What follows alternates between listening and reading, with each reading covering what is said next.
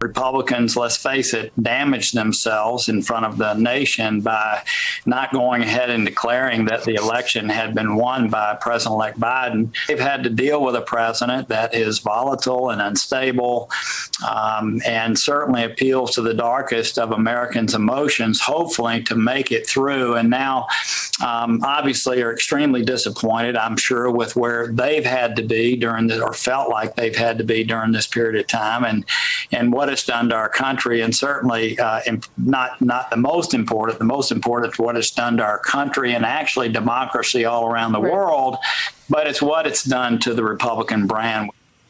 That was former GOP Senator Bob Corker on the price Republicans are paying for sticking with Trump. Notably, Bob Corker was the first Republican to say that Donald Trump was not fit for the office he held, that he'd not displayed the competence or fitness for the office he held. He's also, I think, one of the only lawmakers on record who tried to minimize a president's nuclear authorities. And with just 6 days left in his term, 10 Republicans voting to impeach him for inciting last week's deadly insurrection, Trump's hold on his party is now weaker than at any point in his presidency.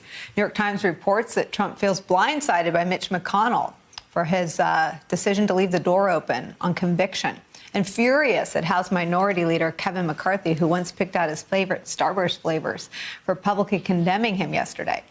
Then there's this in the Times, quote, advisors said that Mr. Trump had to be dissuaded from going to the House floor to try to defend himself during Wednesday's impeachment proceeding. Joining our conversation, Nick Confessore, New York Times political and investigative reporter, and Jason Johnson, politics and journalism professor at Morgan State University, a contributor to the Grio and to Us.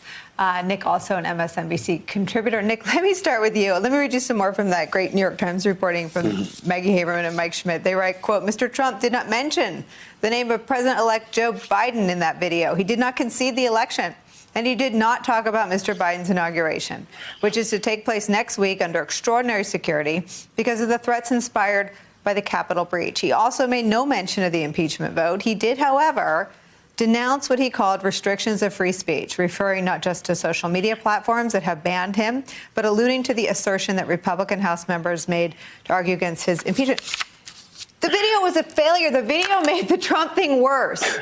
Trump has to say one sentence. He has to say, I lost fair and square. All this was a lie. I really, really liked playing president, but I lost. That's it. I don't even know why. I mean, we use a video to go out and complain about tech policy? What? Well, look, Nicolle, this video had one person, a purpose rather, and it was not to heal the breach and make us all feel better about things. The purpose of this video was to take him out of liability for the violence and to lessen his legal problems after he leaves office. In the past, when the president has gotten into hot water, he does one thing for the advisors and one thing for himself. And there's always a hostage-type video that he does, planned by the advisors that's more statesmanlike. And then after that, he's on Twitter complaining in his real voice what he actually thinks. He can't do that now, so we're not seeing the other half of it. But this is a narrowly tailored video. It's meaningful, as the story reports from my colleagues, that he had lawyers working on the video for him. He was condemning the violence. He was trying to walk back his incitement of the violence on January 6th. That was the purpose, and it was not to make everything hunky-dory in the country. Because he does not care about the country. Jason Johnson, I watched the video and thought that I would bet anyone anything that Donald Trump is going to build a set that looks just like the backdrop yesterday for his post-presidency. And I just wonder from you whether, one, you think these lawyered up, there were more lawyers involved than speechwriters, but whether you think they are still reaching his desired aims, as Nick said, which are to try to cleave him away from some potential legal culpability. Nicolle, this was a reverse of what we've seen throughout his presidency, right? How many times did we see Lindsey Graham or Brett Kavanaugh say something ridiculous and non-believable, and we came here and we were like, this was for an audience of one, right? They were clearly, Stephen Miller, he wasn't speaking to whoever he was talking to on TV. He was just talking to Donald Trump because he knows Trump was watching.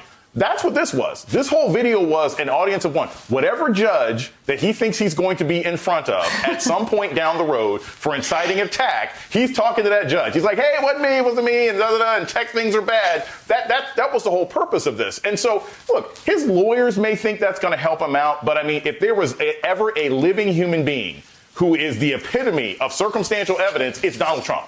It's every tweet that he wrote all the way up until that particular point. So I don't know that the video helps him with any remotely competent judge. His best bet is maybe he gets a change of venue and ends up in front of a judge that he appointed. And if that person actually stumbled their way through law school, maybe they'll let him off. But most competent judges wouldn't.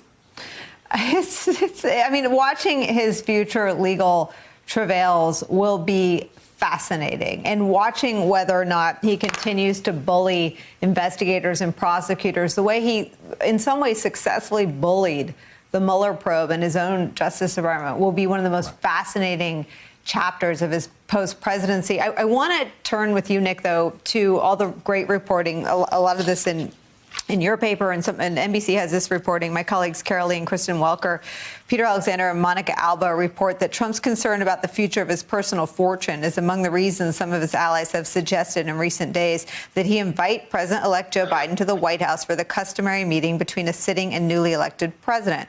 It's according to 3 people, and it's why Trump may deliver a farewell address, a tradition for outgoing presidents, to highlight his accomplishments. Proponents of such moves have made the case to Trump that anything he can do to make good on his very recent commitment to a smooth transition of power, even at this late date, quote, will be better for your brand in the long term. I think with that reporting in the record, we should ignore and discount anything he does to try to walk back his coup attempt.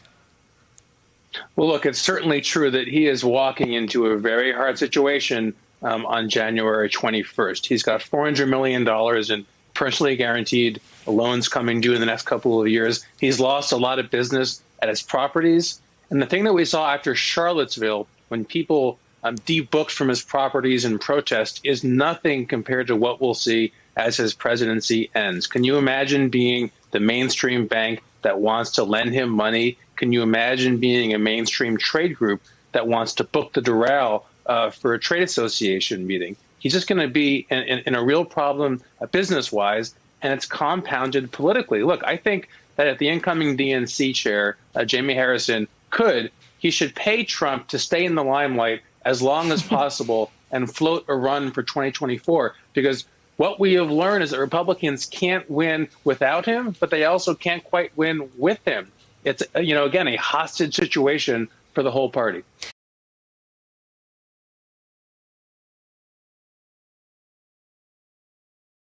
Hey, thanks for watching our YouTube channel. You should know that you can follow today's top stories and breaking news and catch up on your favorite MSNBC shows all in one place. Download the NBC News app today.